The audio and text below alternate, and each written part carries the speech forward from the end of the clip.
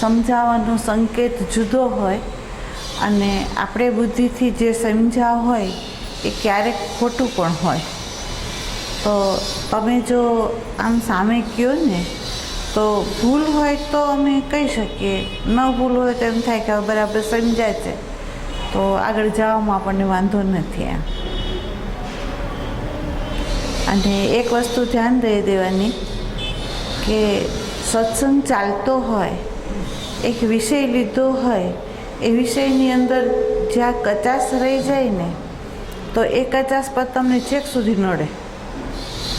પછી આખું પુસ્તક પૂરું થાય ને પણ જે કચાશ છે ને એ તમને આગળ ન સમજવા દે. એટલે તમને પૂછવામાં આવે છે. એટલે કાં તમે જે સમજાવો એ મને કહો અને કાં તમે ન સમજાવો એ કહો.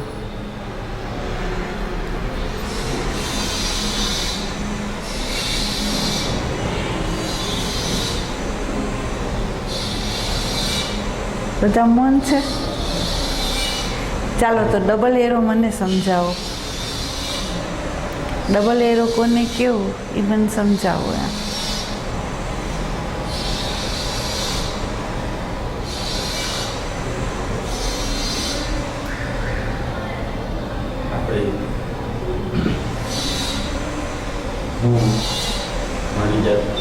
હું શાશ્વતતામાં રહી મારા બધા વ્યવહારો જે છે બહારના વ્યવહારો અને અંદરના વ્યવહારો સૂક્ષ્મ રીતે નિરીક્ષણ કરું એવો ભાવ કે એ વખતે હું શાશ્વતતામાં રહું એનો મારે અભ્યાસ કરવાનો છે. બરાબર. અને મારે નિરીક્ષણ કરવાનું છે. હા. બહારના મારા વ્યવહારો કેવા થઈ રહ્યા છે અને મારી અંદર શું ગડમથલ ચાલી રહી છે એના ઉપર મારે સૂક્ષ્મ રીતે નિરીક્ષણ કરવું. બરાબર. પરંતુ એ બહુ અભ્યાસ માંથી લે એવું છે. બરાબર. પણ એ પ્રયત્ન કરીએ છીએ. બરાબર. સરસ. અને એ દ્વિમુખી અવધાન હોય છે ને એને દ્વિમુખી અવધાન કહેવાય એવું મારું.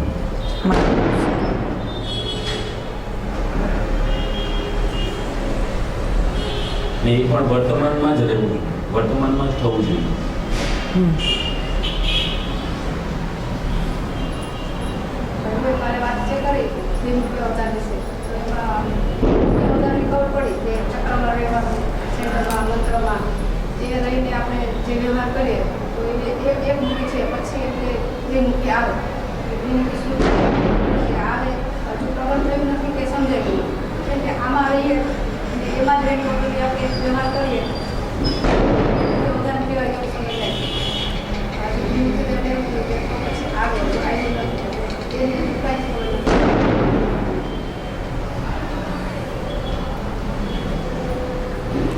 એટલે હવે આપણે થોડું બરાબર વધારે સમજીએ કે દ્વિમુખી અવધાન ખરેખર શું છે. તમને ખ્યાલ હોય કે તમને બે દ્રષ્ટાંતો આપ્યા હતા, એક પનિહારીને એક દોરી ઉપર ચાલતી નટ. એને દોરી ઉપર સુરતા રાખવી પડે અને બેડા ઉપર રાખવી પડે. જો આ બે મને ચૂકી જાય તો પેલી દોરી ઉપરથી નીચે પડી જાય અને આ જે છે એ પણ એનું બેડું પડી જાય એટલું, એ પાણી ઘરે ન લાવી શકે. બરાબર. એટલે આ દ્વિમુખી જે અવધાન છે ને એ આત્મસ્મરણમાં આપણને ઉપયોગી થાય એમ છે. કારણ કે આત્મસ્મરણ જે પુસ્તક તમે જે લીધું છે એની અંદર ખરેખર એ કેવા શું માંગે છે આમ તો આપણે આપણા સ્વરૂપનું, નિજી સ્વરૂપનું વિસ્મરણ કરી ગયા છે. અને નિજી સ્વરૂપનું વિસ્મરણ કરતાં આપણને એ તો ખ્યાલ નથી રહ્યો કે આપણો આ જન્મ શેના માટે છે. અને ખરેખર જાગ્રત અવસ્થાની અંદર જાગૃતિપૂર્વક વર્તમાનમાં રહીને પશુ પક્ષીઓ બધા જીવી રહ્યા છે છતાં એને મુક્તિ નથી મળી પરિધિથી. તો આ માનવ દેહની અંદર વર્તમાનમાં રહીને જો આપણે જીવીએ તો આપણને કેવી રીતે મુક્તિ મળશે? જો એને નથી મળી. જોજો પશુ પક્ષી બધા જે છે એ વર્તમાનમાં જ જીવાય છે અને વર્તમાનમાં જીવીને જ એનો વિકાસ થતાં થતાં માનવ દેહ સુધી આવ્યા, પણ પરિધિથી મુક્તિ નથી થઈ એની, બરાબર. એટલે એક વર્તમાન એ કાફી નથી, એક વર્તમાન છે એ કાફી નથી. એ વર્તમાનમાં જીવા ખરા, પણ એ પ્રાકૃતિક જે આપણી બોડી છે એના જે ડેટા છે એ ડેટામાં જ જીવા છે, ડેટાની બહાર એ લોકો નથી નીકળ્યા, બરાબર. ત્યારે આપણે આપણું જે સાધન છે એ સાધનની ઉપયોગિતા પ્લસ આપણું નિજી સ્વરૂપ શું છે એનું આપણે ભાન કરવાનું છે, એનું આપણને ભાન કરવાનું છે કે ધારો કે આ બોડી છે એનો ચલાવનારો કોણ છે, કયા આધાર ઉપર એ ચાલી રહ્યું છે, અને ખરેખર આપણે કઈ રીતે ચાલવાનું છે કે જેથી આપણો સૂક્ષ્મ દેહ છે એ પરિધિમાંથી મુક્ત થઈ શકે. તો એક તો આપણે આપણા નિજી સ્વરૂપનું ભાન નથી, સાધનની ઉપયોગિતાનું જ્ઞાન નથી, અને ત્રીજું એક વસ્તુ એવી છે કે આપણે શું કરીએ તો જેમાં આપણું નિજી સ્વરૂપનું ભાન થાય અને આ સાધનનો સાચો ઉપયોગ કરતાં આપણે શીખીએ. તો એના માટે આ જે પુસ્તક છે એ પુસ્તક આપણને બતાવશે કે જે તમને જે જ્ઞાન નથી એનું તમને ભાન કરાવશે, અને તમારું જે નિજી સ્વરૂપ છે એનો બોધ કઈ રીતે થાય એનો અહીંયા એ પ્રકાશ કરશે, બરાબર.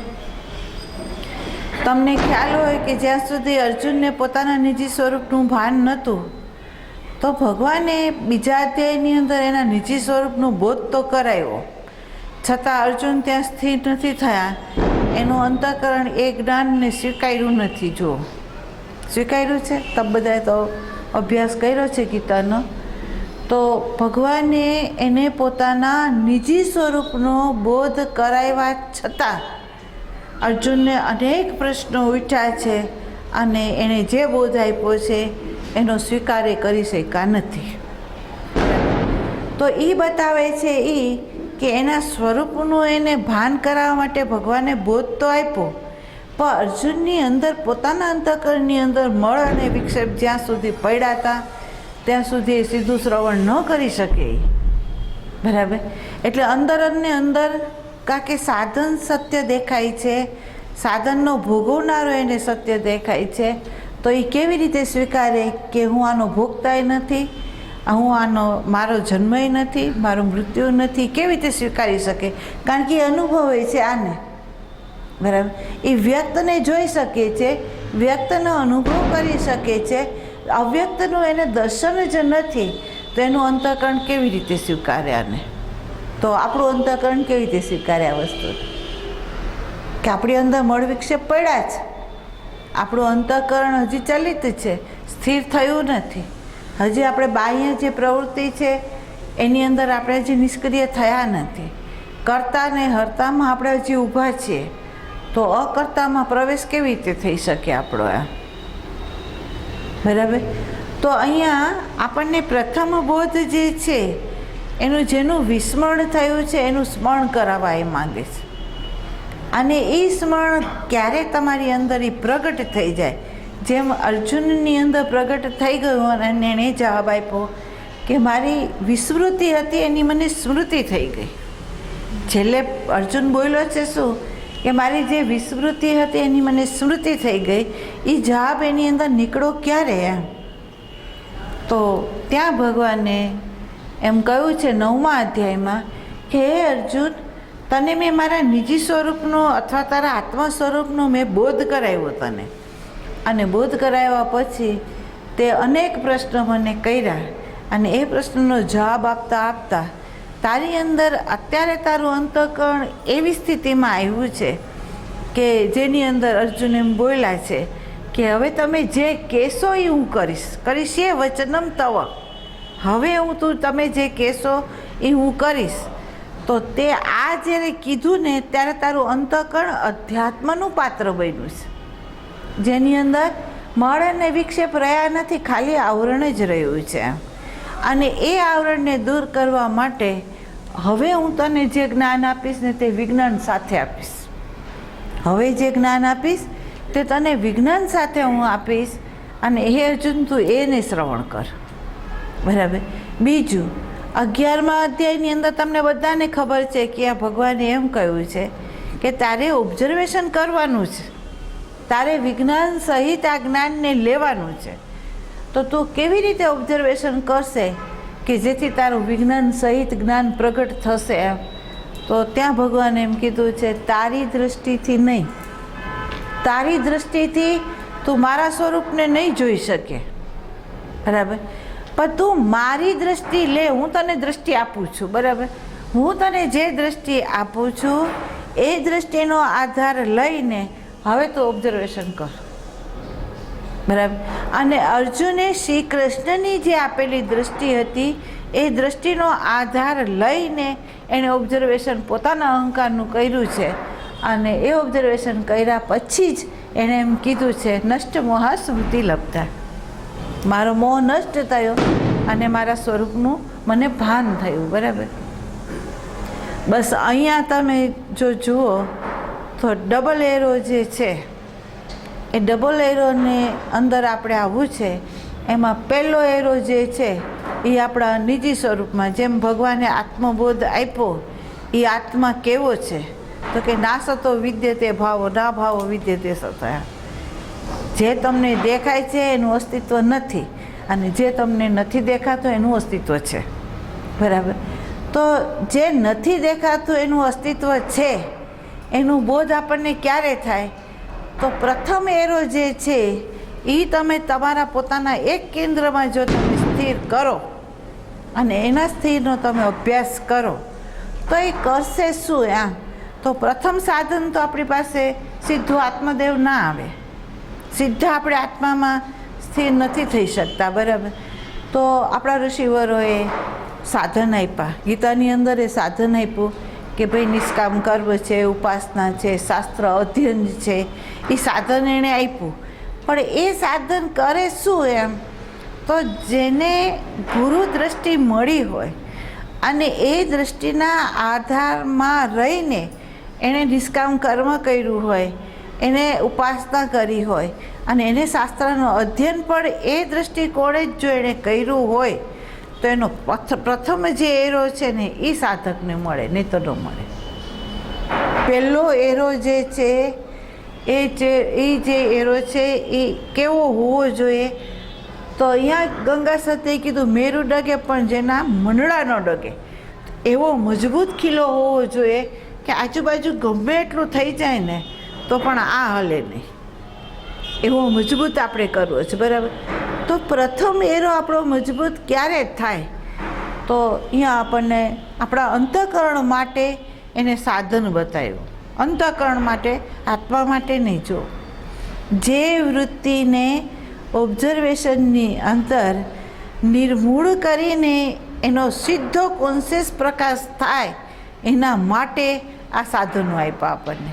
અને એ સાધનની અંદર જે સાધકો હોય એને જે સાધન સહેલું પડતું હોય એ સાધનના માધ્યમ દ્વારા એ પહેલો એરો છે એ પાકો કરી શકે, બરાબર?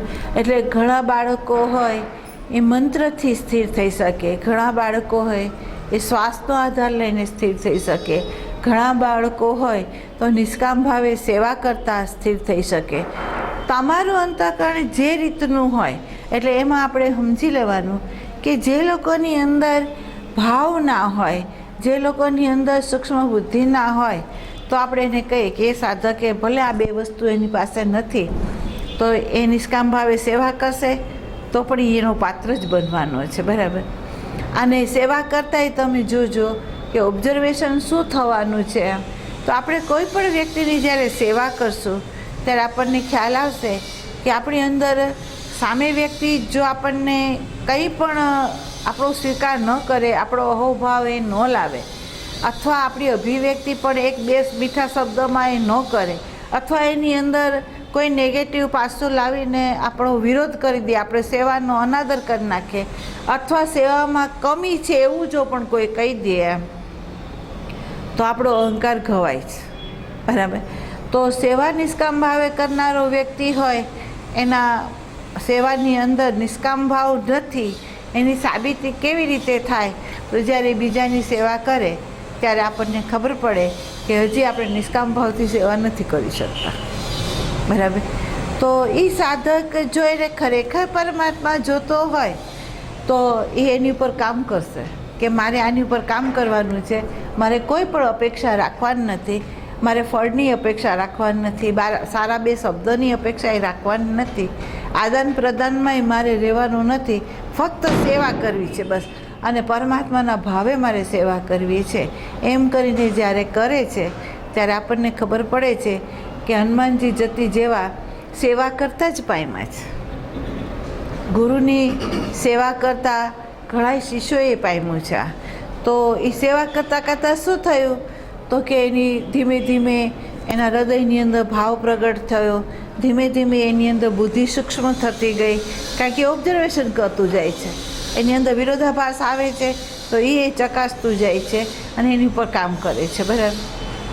જે બીજી વ્યક્તિ હોય એ ન કરે, કોઈ સગુણની ઉપાસના લે તો સગુણની ઉપાસનાની અંદર એ શરૂઆતની અંદર પોતાના સંસારની અંદર જે જે પ્રસંગો આવતા હોય અને એ પ્રસંગોની અંદર પીડાઓ આવતી હોય, દુઃખો આવતા હોય, તેના નિવારણ માટે એ પરમાત્માને પ્રાર્થના કરતો હોય અને એ પ્રાર્થના વખતે એમાં કામ અમુક વખતે ઘટતા હોય તો પરમાત્મા પ્રત્યે એની શ્રદ્ધા વધતી જાય અને છેલ્લે એમ કહી દે કે પરમાત્મા તારા સિવાય મને કાંઈ ન જોઈએ. કેમ? તો એની અંદર એ શુદ્ધ ભાવ ધીમે ધીમે પ્રગટ થાય છે અને એને એવી દૃષ્ટિ મળે છે કે આમાં સાચું શું છે અને ખોટું શું છે. બરાબર.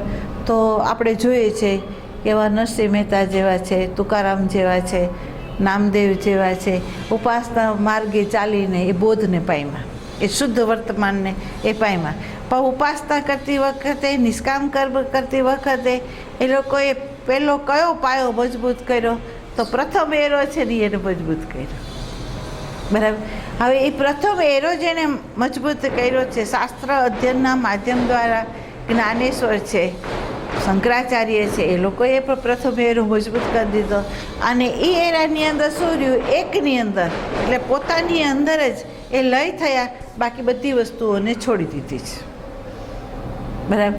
હવે તમે વિચાર કરો કે પ્રારબ્ધે મળેલું આ શરીર હોય, ચાહે ભક્ત હોય, અવતાર હોય કે જીવન મુક્ત સંત એ સ્થિતિએ ચાલતા હોય, તો એના શરીરનું જે સાધન છે એ સાધન ભલે આત્મતત્વની અંદર એનો એરો એક તો પાકો થઈ ગયો, પણ વ્યવહાર વગર તો કોઈને ચાલશે નહીં. જેમ ભગવાને કીધું કર્મ વગર કોઈ પણ રહી નહીં શકે, કર્મ તો એ કરશે ને કરશે. કેમ?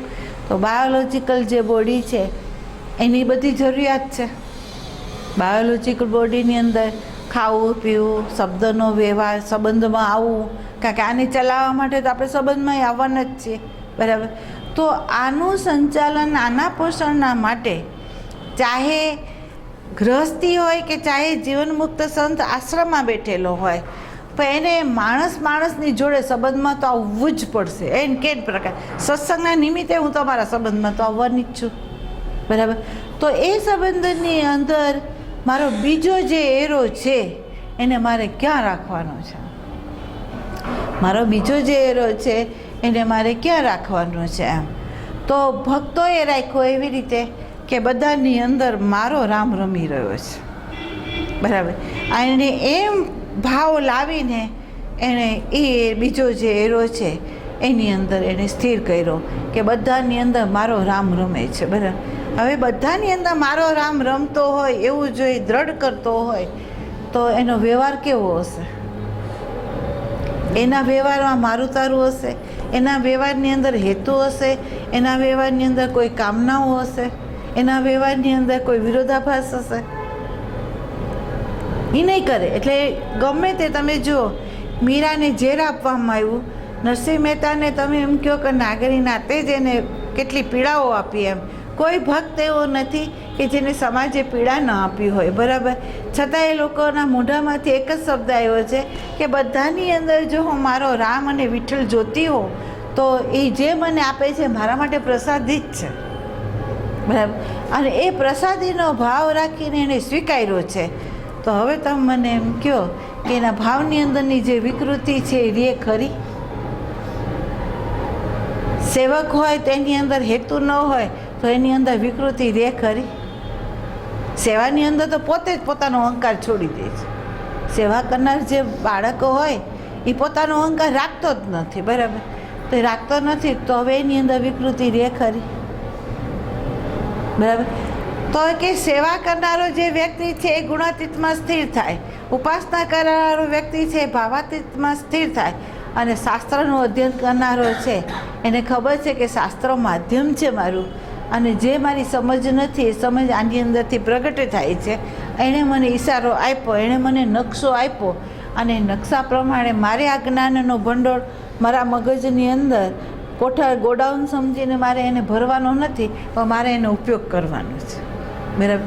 તો હવે આપણે એ શાસ્ત્રમાંથી જે જ્ઞાન લીધું છે, જે નકશો લીધો છે આપણે, અને જે ગીતાની અંદર આપણને કીધું છે એ પ્રમાણે આપણે જો પ્રેક્ટિકલ જીવનમાં જીવીએ તો જે શાસ્ત્રો 12 છે એ શાસ્ત્રો તમારી અંદર પ્રગટ થાય, અને એ જ્ઞાન જ્યારે તમારી અંદર પ્રગટ થાય તો ભગવાન શ્રી કૃષ્ણ કહે છે કે જે મારી દૃષ્ટિથી જોવે છે, મારી દૃષ્ટિ લઈને જોવે છે, એના અહંકારની દૃષ્ટિ લઈને જો વ્યક્તિ કોઈ જોતી ન હોય તો એવો જે સાધક છે એ એના સૂક્ષ્મ દેહની અંદર ભલે એ જીવનના વ્યવહારમાં વહેતો હોય, બધા કામ કરતો હોય, અને છતાં તમે જુઓ તો એ અંદરના અને બહારના જે અવશેષો છે, છાપો છે, એ અંદર એ આવવા નથી દેતો, અને અંદરની જે છાપો છે એ આપોઆપ ભૂસાય છે.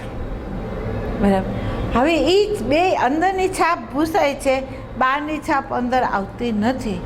તો આવો જે સાધક હોય એ ડબલ એરોમાં હોય. અંદરની છાપ ભૂસાય. અંદરની છાપ કેવી રીતે ભૂસાય? તો સેવા કરનારો હોય તોય ભલે, ઉપાસના માર્ગે હાલનારો હોય તોય ભલે, શાસ્ત્રનું અધ્યયન કરનારો હોય તોય ભલે, એને જાગૃતિ એ રાખવાની છે કે પ્રસંગ અનુસાર, પ્રારબ્ધ અનુસાર પ્રસંગો ઘડાવાના, તમારા ફળ પાકવાના છે, અને ફળ અમુક રીતે આવવાના છે. કાયા વાચા મનસાથી તમે જે કર્મ કર્યા હોય એ કર્મ અનુસાર પ્રસંગ ઘડાશે. બરાબર. પણ એ પ્રસંગ વખતે તમારી પાસે જો આ સંત દ્રષ્ટિ હોય તો તમે પ્રસંગને દોષારોપણ નહીં આપો, પણ તમે કરશો શું? તો કે એ પ્રસંગ જે ઘડાણો એનું મૂળ બીજ ક્યાં પડ્યું છે? તો કે મારી અંદર. કારણ કે ગત જન્મે હું કર્મ કરીને આવ્યો છું, એટલે મારું આ ફળ અત્યારે મને સામે આવ્યું છે. એટલે મારો પહેલો એરો જ્યાં છે અહીંયા હું જોઈશ કે મારી અંદર કયું અંકુર ફૂટ્યું છે. પ્રસંગ બન્યો પણ અંકુર કયું ફૂટ્યું એમ. હવે જે અંકુર અહંકારના કેન્દ્રમાંથી જે ફૂટ્યું છે પ્રસંગ અનુસાર, આપણને બધાને ખબર છે કે આપણે નિર્દોષ છીએ એમ આપણા અહંકારનું માનવું છે, અને દોષિત સામે વ્યક્તિ છે એ આપણું જાણવું છે. હું નિર્દોષ છું એવું આપણું માનવું છે, અને સામે વ્યક્તિ દોષિત છે એ આપણું જાણવું છે. તો સંતે આપણને દૃષ્ટિ આપી છે કે ન તો ત્યાં કોઈ દોષિત છે, ન તો અહીંયા નિર્દોષ છે. નિર્દોષ હોય તો પ્રસંગ નહીં ઘડાય. કંઈ પ્રસંગ ઘડાણો છે એ ભૂતકાળ કે અત્યારે ક્યાંક પણ કમી છે તમારી અંદર. બરાબર.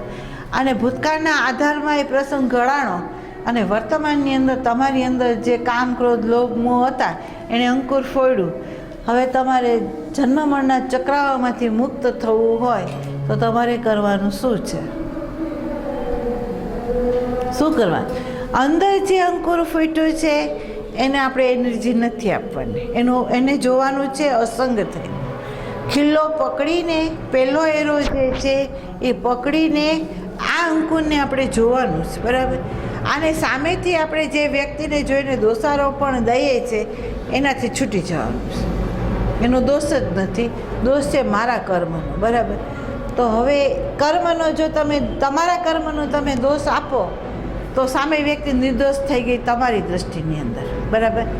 બીજું એક છે જે અંકુર ફૂટ્યું એને તમે અજ્ઞાન કાળે ફૂટ્યું છે, અને એ જે ફૂટ્યું છે સામે વ્યક્તિના દોષારોપણની દૃષ્ટિ લઈને ફૂટ્યું છે. તો હવે તમને બોધ છે તો તમને ખબર પડી કે અહીંયા દોષ છે, તો પેલો નિર્દોષ થઈ ગયો. તો આ જે ક્રોધ ઉપડ્યો હતો તો તમે તમારી જાત ઉપર તો ગુસ્સો કરવાના નથી. બરાબર. તો શું થશે? આને તમે એનર્જી નહીં આપો. બરાબર.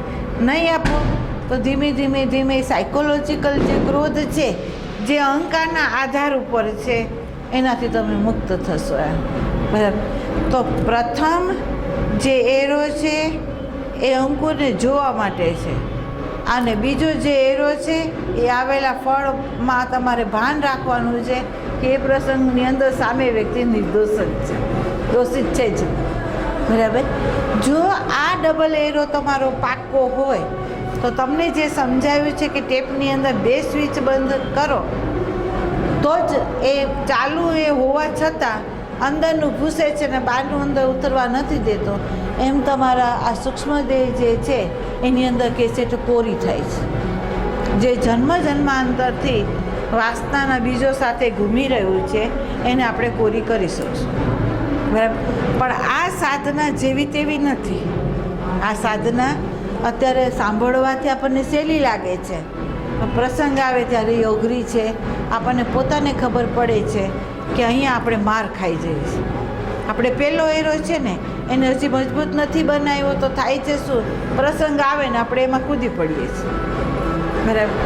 તો જ્યાં સુધી આ અંતઃકરણ ચલિત થયા કરે છે ત્યાં સુધી તમારી કોઈ સાધનાને તમે બંધ નહીં કરો. ના પાડું છું. તમે જે સાધન પકડ્યું છે, તમે મંત્ર જાપ પકડ્યો હોય તોય ભલે, તમે શ્વાસ પકડ્યો હોય તોય ભલે, તમે શાસ્ત્રનું અધ્યયન પકડ્યું હોય તોય ભલે, પણ સતત અનુસંધાન એમાંથી દ્રષ્ટિ લઈને તમારી અંદર પ્રેક્ટિકલની અંદર એ દ્રષ્ટિનો ઉપયોગ કરવાનો છે ને કરવાનો. બરાબર. તો જો તમે આ કરો ને તો જ તમારી અંદર ફેરફાર થાય ને કરનાર. હવે જે વ્યક્તિ છે એને સાચી દ્રષ્ટિ ડબલ એરોથી જ પ્રગટ થશે. અને હવે તમે તમારી દ્રષ્ટિથી જોશો, તમે કોઈ સમાજના જ્ઞાનના આધારે તમે નહીં જુઓ અને તમારી ખુલ્લી આંખે તમે જોશો તો તમને પોતાને ખબર પડશે કે તમે અત્યાર પછીની જેટલા વર્ષો તમે ગુમાવ્યા છે ને એ અત્યારે તમે જોશો ને તો તમને એ બધી પીડા થવાની કે આટલું દર્શન મારી આંખેથી મેં ન કરી શક્યો એમ, મેં મારા આટલા વર્ષો આના માટે કાઢી નાખ્યા એમ.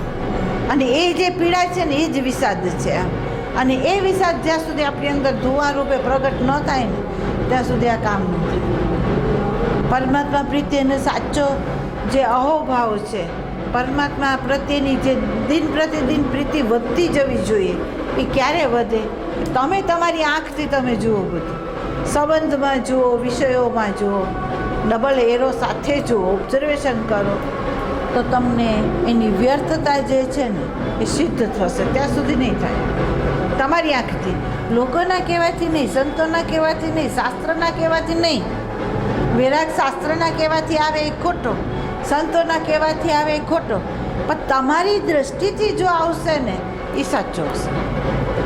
ત્યાં સુધી બધું ખોટું છે. બરાબર. તો ડબલ એરો જે છે એ શું કરશે તો કે આત્મસ્મરણની અંદર જે અવરોધક પરિબળ છે ને એને દૂર કરવા માટે આ ઉપયોગી બનશે. ખ્યાલ આવ્યો? આ ડબલ એરો કામ શું કરશે? તમારી અંદર જે પડેલા જે બીજો છે ને એને કાઢવા માટે આ જ એરો ઉપયોગી થશે. એને કોરી કરવામાં ડબલ એરો જ ઉપયોગી થશે, બીજો નહીં. ડબલ એરોનો અર્થ છે સ્વરૂપમાં રહેવું, અહંકારને પ્રકાશવું અને જાણવું. અહંકારને પ્રકાશવું અને એને જાણવું, અને એને જાણ્યા પછી એનો જે બોધ થાય એ બોધ પ્રમાણે તમારે જીવવું. આ થયો ડબલ એરો. અને આ જ ડબલ એરો જે છે એ સાચી સાધના છે. એટલે તમે જોજો, ધર્મની અંદર ક્યાંય એવું કહેવામાં નથી આવ્યું કે તમારા અંતઃકરણની આ પાત્રતા જોઈએ. ધર્મની અંદર ક્યાંય અધ્યાત્મની અંદર કહેવામાં આવ્યું છે કે અંતઃકરણ આ રીતે જો પાત્ર બને તો જ એ અધ્યાત્મનો અધિકારી છે, નહીંતર નહીં. બરાબર. તો અહીંયા અધિકારી માગે છે અને અધિકારી છે એ આપણું અંતઃકરણ. તો હવે તમારે જોવાનું છે કે આપણે સત્સંગમાં બેસીએ છીએ, આપણું લક્ષ્ય જે છે એ બરાબર જો ચોક્કસ થઈ ગયું હોય કે મારા લક્ષ્યની અંદર મારે જીવન મરણના ચક્રાવાથી મુક્ત જ થવું છે, મારા સૂક્ષ્મદેહને મારે જ અગ્નિ આપવી છે, એવું જો તમને દ્રઢ થતું હોય અને તમને ખરેખર તમારા આત્મા પ્રત્યે જ જો પ્રીતિ હોય, માતાનો ગર્ભ તમને જોતો જ ન હોય, તો તમે અવશ્ય કામ કરશો. એને એ કાલ ઉપર નહીં જવા દે, આ વર્તમાનથી જ એનો ઉપયોગ કરશે. બરાબર. તો અહીંયા ડબલ એરો જે એમણે આપણને કહ્યો છે તો ડબલ એરો જ આ કેસેટને કોરી કરી શકશે, બીજો એરો નહીં કરી શકે. બરાબર. એટલે એકાગ્રતાના પાયો પ્રથમ એરો, બરાબર. અને બીજો એરો છે બોધનો છે, એ બોધ આપણને આપશે બીજો એરો. એમ એક રીતે આપણે એમ કહીએ કે સાધન છે, સાધનનું માધ્યમ લઈને આપણે જ્યાં સ્થિર થઈએ છીએ ભક્તિ છે, અને સ્થિર થયા પછી આપણે આપણા સ્વરૂપની અંદર સ્થિત થઈએ છીએ એ જ્ઞાન છે. આ બેયનો સમન્વય જોઈએ છે ને જોઈએ છે, બરાબર. જો એ બેનો સમન્વય ન હોય તો આપણે પરિપૂર્ણ રીતે મુક્ત ન થઈ શકીએ, બરાબર. એટલે આ સાધના જે છે એમાં એકાગ્રતા છે ને એ પ્રથમ પગથિયું છે, અને એ પગથિયું જો તમારું મજબૂત હોય ને તો હું તમને એમ કહી શકું છું કે એ મજબૂત જો હશે તો તમને આગળ ગતિ કરવામાં કોઈ રોકી નહીં શકે.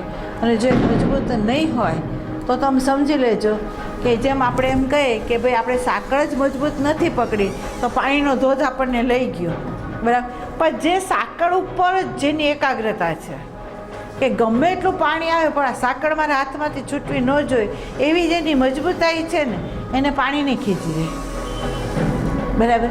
એટલે આ સંસારનો જે પ્રવાહ છે, વિષયોનો જે પ્રવાહ છે, પર્યાવરણનો જે પ્રવાહ છે, આ તરંગોના જે વાતાવરણો છે એ તમને ખેંચી ક્યાં સુધી જાય છે? સંગ દોષ એ તમને ખેંચી ક્યાં સુધી જાય છે? તમારો આ પાયો કાચો છે ત્યાં સુધી છે. પણ જો આ પાયો મજબૂત હોય તો તમને કોઈ પણ વ્યક્તિ છે ખેંચી નહીં જાય. તમને ખ્યાલ હોય તો નચિકેતાનું દ્રષ્ટાંત બહુ સમજવા જેવું છે કે નચિકેતા જેવો નાનો બાળક જેનું ઓબ્ઝર્વેશન કેવું કે પિતા જે દાન કરે છે એ દાનની અંદર એના પિતાએ એવી વસ્તુનું દાન કર્યું. જો તમને કીધું છે ગુરુને દાન દેતા, મંદિરમાં દાન દેતા, કોઈ નબળું માણસ હોય એને દાન દેવામાં હંમેશા ખ્યાલ રાખવો કે તમે તમારા માટે જે ચોઈસ કરો ને એ ચોઈસ એને આપો. આ ધ્યાન દેજો કે એની અંદર ક્યારેય તમે એવું ન વિચારતા કે આપણે જો લેવું હોય તો આપણે 500નું લઈએ અને બીજાને જો દેવું હોય તો આપણે 100નું લઈએ. એવો વિચારની અંદર દાન નથી ગણાતું. દાન તો એ ગણાય છે જેને પોતાને જે ગમે છે એ બીજાને આપવું, બરાબર. તો એણે જોયું કે એમના પિતા જે છે એ ગરડી ગાય આપી રહ્યા છે, જે ગાય સામી વ્યક્તિને ઉપયોગમાં આવે એમ જ નથી.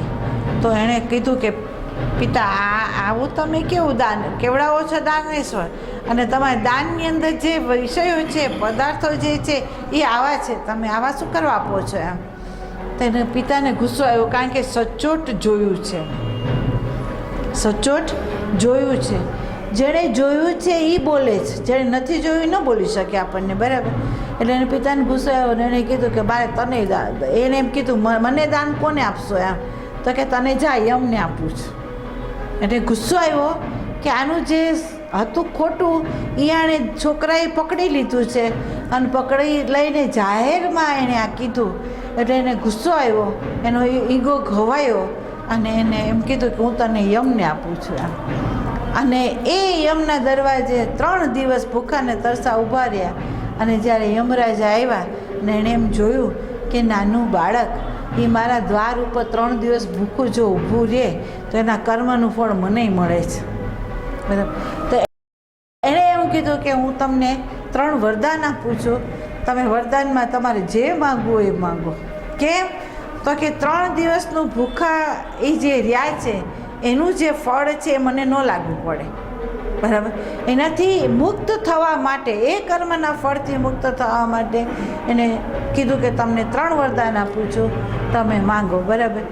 તો એણે એક માગ્યું એવું કે મારા પિતાને એવી બુદ્ધિ આપો કે દાન કરે ને તો વિવેકપૂર્વક કરે, એ એવું કોઈ દાન ન કરે કે જે દાનમાં ન ગણાતું હોય, બરાબર. એ માંગ્યું. બીજું એ માંગ્યું કે હું જાઉં તો મને એ લોકો પૂરા પ્રેમથી આવકારે, બરાબર. અને ત્રીજું જ્યારે એને માગવાનું આવ્યું ત્યારે એણે કીધું કે હવે હું અહીંયા ઊભો જ છું તો મને એવું જ્ઞાન આપો કે મારે પાછું તમારી આગળ આવીને દાનનું માગવું પડે. આ દાન છે મારે વારંવાર ન માગવું પડે. એમ આપણે જોવાનું છે કે જન્મ મરણના ચક્રાઓમાંથી જો આપણે છૂટીએ નહીં તો પાછી આ યાત્રા આપણે જે કરી રહ્યા છીએ એમાં જે પીડાઓ આવે છે, જે સુખ દુઃખના પ્રસંગો ઘડાય છે અને પરમાત્માને પ્રાર્થના કરવી પડે છે વારંવાર, એ ન કરવી પડે એવી દ્રષ્ટિ આપણે પરમાત્મા આગળ માંગીએ છીએ. બરાબર. તો નચિકેતાએ કીધું મને આ જ્ઞાન આપો. યમરાજાએ આ બોધ આપવા માટે તત્પર નહોતા થતા અને એને કેટલાય પ્રલોભન આપ્યા. જો તમે એણે કીધું તને અમર બનાવી દો, તને કુબેરનો ભંડાર આપી દો, તને અપસરાઓ પણ આવી દો, તને રાજ આપી દો, બોલ તું જે કહે તને આપું, પણ આ પ્રશ્નને છોડી દે. પવનનો ખીલો મજબૂત હતો, નચિકેતાનો ખીલો મજબૂત હતો. જો અપસરાનું રૂપના પ્રવાહમાં એ ન તણાયા, કુબેરના ધનના પ્રવાહમાં એ ન તણાયા, અમર થવાના પ્રવાહમાં એ ન તણાયા. તમે જુઓ તો ખરા. અને એણે એમ જ કીધું નહીં, મને એ જોતું જ નથી, મને આ જ જાઓ. અને સાચો અધ્યાત્મનો બોધ છે એને યમના દ્વાર પાસેથી મેળવી લીધો. બરાબર. તો વિચાર કરો કે સાચો બોધ જો આપણને મળતો હોય, સાચું જ્ઞાન આપણને જો મળતું હોય, તો જેમ નચિકેતા એના જીવનની અંદર ઉતારી દીધું, એ ત્યારે જ ઉતારી શક્યા કે એનો એક પાયો મજબૂત છે. તો બરાબર, એક પાયો નરસિંહ મહેતાનો મજબૂત છે, એક પાયો મીરાનો મજબૂત છે, એક પાયો જ્ઞાનેશ્વરનો મજબૂત છે. જેટલા સંતો થયા એનો એક પાયો મજબૂત હતો, એટલે આ બહારના પ્રલોભોને એને ખેંચી નથી ગયા. બરાબર. તો હવે તમે એમ કહો કે આ બે જે પાયા છે એમાં પહેલો પાયો તમારો મજબૂત છે કે નહીં? તમારા પ્રેક્ટિકલની અંદર તમે ઉતરો અને વ્યવહારની અંદર જો તમારો કામ આવી જતો હોય, ક્રોધ આવી જતો હોય, લોભ આવી જતો હોય, તમારા અહંકારના બચાવવાની જે પ્રવૃત્તિઓ થતી હોય, તો સમજી લો કે તમારો પાયો કાચો જ છે. એમાં પ્રમાણ તમારે જ બનવાનું છે. એમાં સંત કે ઈશ્વર કોઈ બનશે નહીં, એને તો ખબર જ છે. તમે એનું વસ્તુનો સ્વીકાર નહીં કરો. ધારો કે અત્યારે મારે તમને કહેવું હોય કે અહીંયા તમે કાચા જ છો, તો તમારો અહંકાર બચાવ તમે તત્પર થઈ જશો. બરાબર. પણ તમે જ પ્રમાણ બનો કે પ્રસંગ ઘડાય છે અને એ વખતે તમારી અંદર શું થઈ રહ્યું છે. જો તમને ગુસ્સો આવી જતો હોય, જો તમને કામ ઊભો થઈ જતો હોય, જો કોઈ પ્રલોભનો તમને ખેંચી જતા હોય, તો એમાં તમારે જાગવાનું છે. બીજું એક છે કે મહા મહેનતે કોઈએ ધન ભેગું કર્યું હોય અને એ ભેગું થયેલું ધન તમે રફ જો કોઈ ઉપયોગ કરવા માંગે તો તમે ત્યાં સજાગ છો. જોજો, તમે સજાગ ક્યાં છો? તમે મહા મહેનતે મેળવેલું જે ધન છે એ ખોટે રસ્તે ન વપરાઈ જાય એમાં તમે સજાગ છો, એમાં તમે કાળજી રાખો છો, એના કેલ્ક્યુલેશન કરો છો અને એનું રક્ષણ કરો છો. બરાબર. પણ તમે કાચા ત્યાં છો કે આપણે કેટલી બધા પુરુષાર્થથી દિવસની અંદર અડધો કલાક, 5 કલાક આપણે ભગવાન સાથે માંડ બેસીએ છીએ. કોઈ મને એમ કહે કે અમે 24 કલાક છે તો હું ના પાડીશ. તમે ભલે મને ગમે એટલા સમજાવવા કોશિશ કરો, પણ મારો અનુભવ કહેશે કે નહીં. કેમ? એવી એક સેકન્ડ નથી કે જે સેકન્ડની અંદર આપણે ભગવાન સાથે એક થઈ ગયા હોય. તમે જોજો, બતાવજો મને કે તમે 2 કલાક ધ્યાનમાં બેઠા હોય, તમે 2 કલાક માળા જપતા હોય અથવા નિષ્કામ સેવા કરતા હોય, તેમાં તમે જોજો કે તમે એક સેકન્ડ એવી હશે માંડ કે જેમાં તમે ભગવાન સાથે એક થઈ ગયા હશો અને તમે તમારી જાતને ભૂલી ગયા હશો. બરાબર. તો એવી ક્ષણને તમે ભેગી કરો તો 24 કલાકમાં તમારી પાસે કેટલી ક્ષણો છે એ જોઈ લો. અને એ ક્ષણો જે છે એમાં તમારે કેટલું બલિદાન દેવું પડ્યું છે એ પણ તમે પ્રકાશ ફેંકી દેજો. અને એ પ્રકાશની અંદર તમે જાણી લેજો કે મારે કેટલું ત્યાગવું પડ્યું છે ત્યારે મને આ ક્ષણ મળી છે. હવે આ ક્ષણનું જે ભાથું છે એને તમે ક્યાં ઉપયોગ કરવા માંગો છો? જો ક્યાં ઉપયોગ કરવા માંગો છો તો હું તમને ચોખ્ખું કહી શકું છું કે એ જે મૂડી છે એનું મૂલ્ય આપણી પાસે નથી. જો આ મૂડીનું છે, આ પૈસાની મૂડીનું છે તમારી આ મૂલ્ય એનું, પણ આ જે ભક્તિના ભાથાનું જે મૂલ્ય છે એ તમારી આગળ નથી. તમારી એની બાબતમાં કેર પણ નથી કે એ કેટલી છે અને કેવી રીતે વપરાઈ જાય છે. અને તમે બોલો છો શું આટલા વર્ષોથી અમે ભગવાનનું ભજન કરીએ છીએ છતાં ભગવાન અમારી સામે પ્રગટ ન થયો, ભગવાન અમને જોતો જ નથી એમ તમે કહી દો છો. તો અહીંયા તમે જોજો કે એક વ્યવહારની અંદર નાની સી પીડાઓ આવે, નાના સા પ્રસંગો ઘડાય, નાની સી અસલામતીઓ આવી જાય, નાની સી પ્રોબ્લેમો આવી જાય, તે વખતે તમારા ચેક તરીકે તમે કોનો ઉપયોગ કરો છો?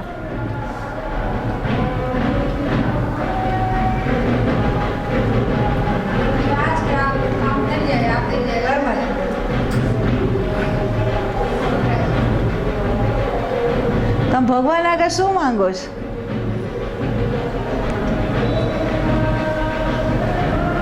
પરિસ્થિતિ જલ્દી પૂરી થઈ જાય.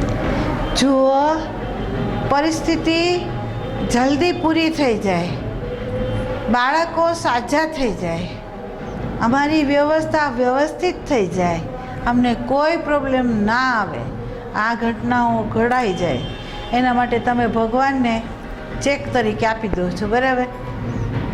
તો ભગવાન આવા પ્રસંગો આપણી સામે ઘડી લે છે અને ઘડીને ચકાસે છે. ખરેખર એને હું જોઉં છું કે આ જોઈએ છે?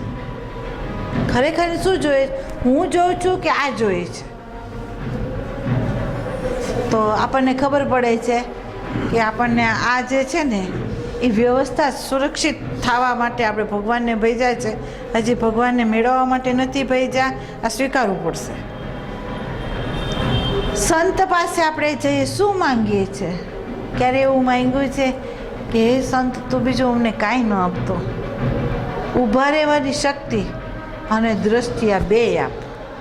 ઊભા રહેવાની પ્રસંગમાં ઊભા રહેવાની શક્તિ અને દ્રષ્ટિ તારી એ અમને બે આપ. કારણ કે આ બે હશે ને તો જ અમે અમારી કેસેટને કોરી કરી શકશું. આ બે જો નહીં હોય ને તો અમે ક્યાંક ને ક્યાંક અમારી આ મૂડી છે ને એને અમે વાપરી જાય છે, સુલકમાં વાપરી જાય છે. એવી વસ્તુમાં તમે વાપરો છો જે અખંડ નથી, જે તમારા હાથમાંથી સરકી જવાની છે અને સંબંધ છે ને એના સ્થાન આવશે એ છૂટા પડી જવાના છે, જે કાયમના માટે નથી. જે કાયમના માટે નથી અહીંયા ભગવાનનો વેપાર તમે કરી રહ્યા છો. તો પ્રથમ એરો પાકો ક્યાંથી થાય? કયો તમારો પહેલો એરો જે છે એને મજબૂત કરવો છે, તો એ મજબૂત કેવી રીતે થશે એ કહો. તમે મૂલ્યતા કોને આંકો છો? ધારો કે એક સામાન્ય વાત લો, જે મા બાપોને બાળકો છે, બરાબર? મા બાપ બાળકો આગળ શું અપેક્ષા રાખે? એ કમાઈને દે એ કે એ તમને જોવે? એ શેની અપેક્ષા રાખો તમે? એ કમાઈને દે એની અપેક્ષા તમારે છે કે એ તમને જોવે એ તમારી અપેક્ષા છે?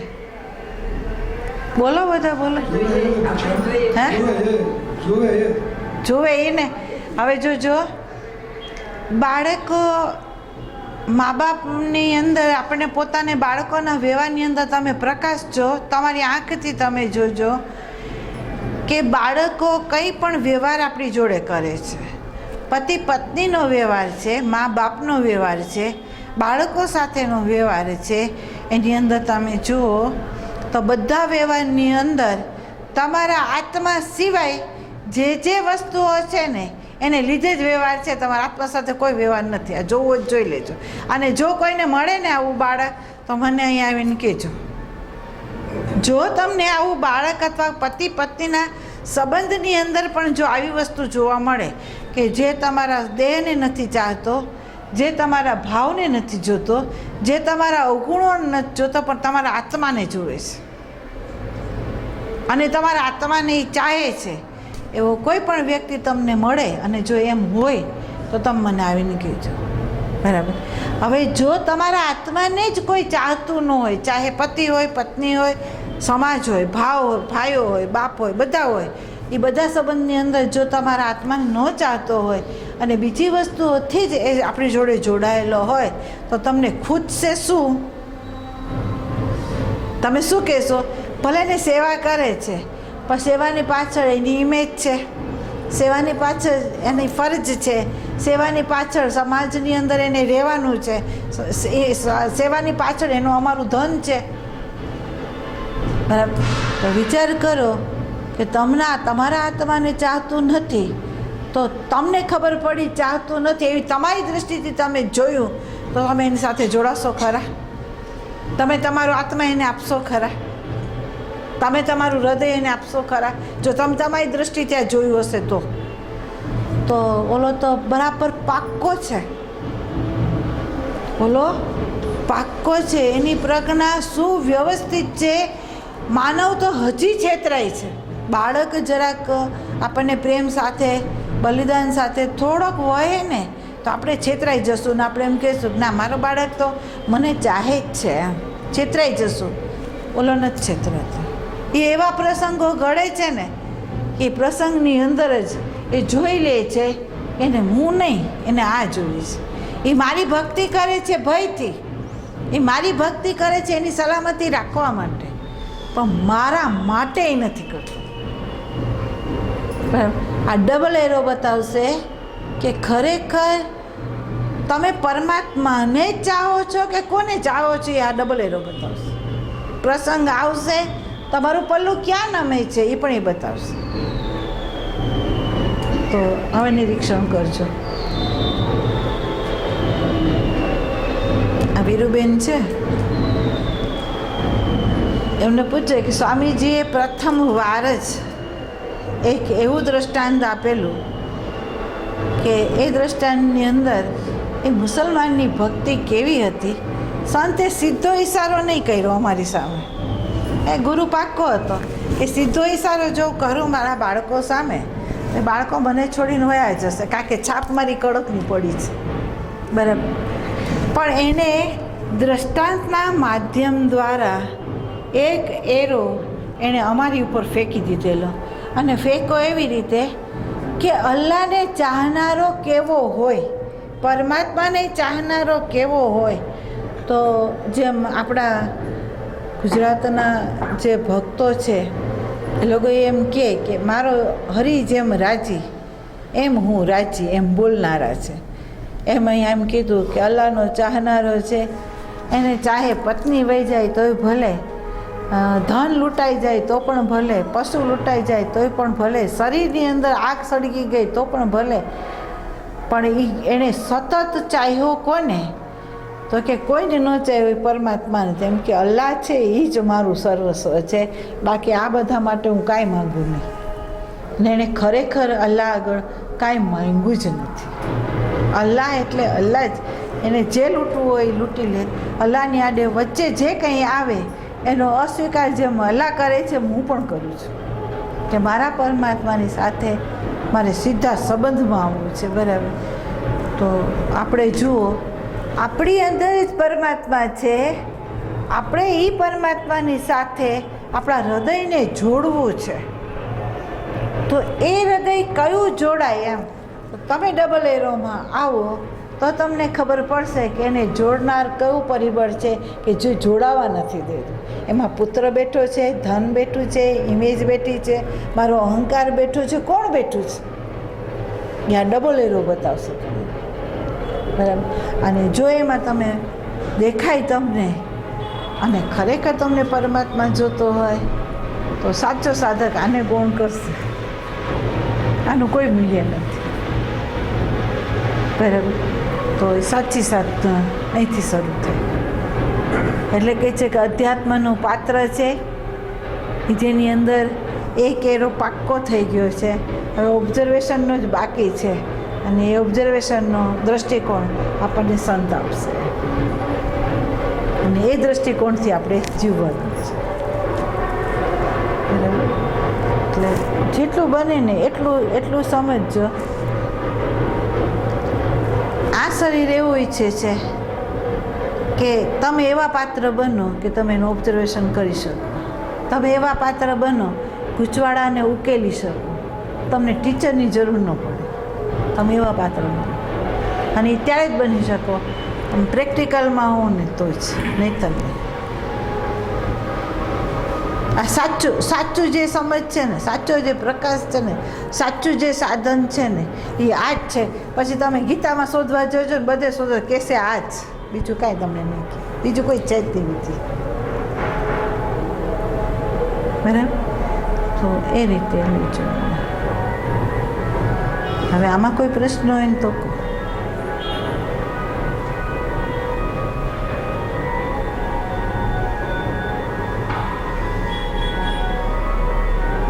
ખાલી દ્રષ્ટિ છે ને એને જ ફેરવવાની છે. આપણે આ બાજુથી દ્રષ્ટિ રાખીને જે રીતે જીવાય છે ને એમાં જે બલિદાન આપણે આત્માને આપી દીધું છે, હવે એને આ બાજુ લાવવાનું, અહંકારનું બલિદાન આપી દો. વૃત્તિ આમ જોડી દો, આત્મા સાથે તમારી વૃત્તિને જોડો, અહંકારનું બલિદાન આપો. અત્યાર સુધી આપણે આત્માનું બલિદાન દેતા આવ્યા છે. હવે ઊંધું ફરવાનું છે આપણે બસ. એટલે પહેલો આયરાને લક્ષમાં રાખીને હાલવાનું છે.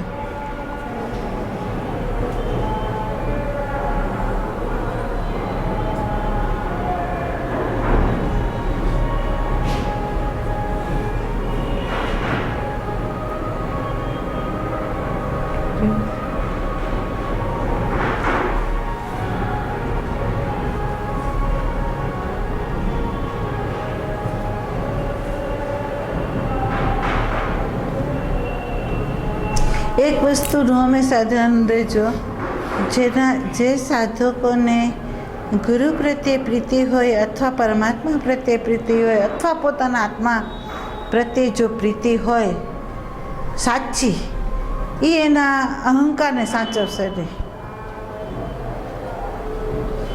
અને જે સાધક અહંકારને નહીં સાચવે ને તો સમજી લેજો કે પરમાત્માના ચારે હાથ ચારે દિશાએથી તમારી ઉપર જ છે, એમાં શંકાને સ્થાન નથી. હું જેવું છે એવું કહું છું, ચારે ચાર હાથ તમારી ઉપર છે. એકલા તમને વિશેષ સ્વરૂપે, સગુણ સ્વરૂપે વ્યક્ત અવ્યક્ત સંતો તમારા સાથમાં છે. જો તમને આ મંજૂર હોય તો તમે તમારા અહંકારને જો ગૌણ કરવા માંગતા હોય ને તો આ શરીરની ચેલેન્જ છે. તો બધાના હાથ તમારી ઉપર જ છે.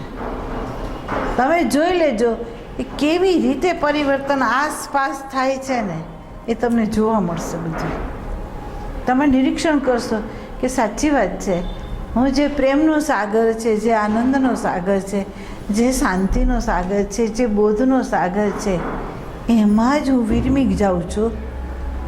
તો પછી આ બધું પરિબળ છે એ નડતરરૂપ મને ક્યાં છે? મને સહાયક છે.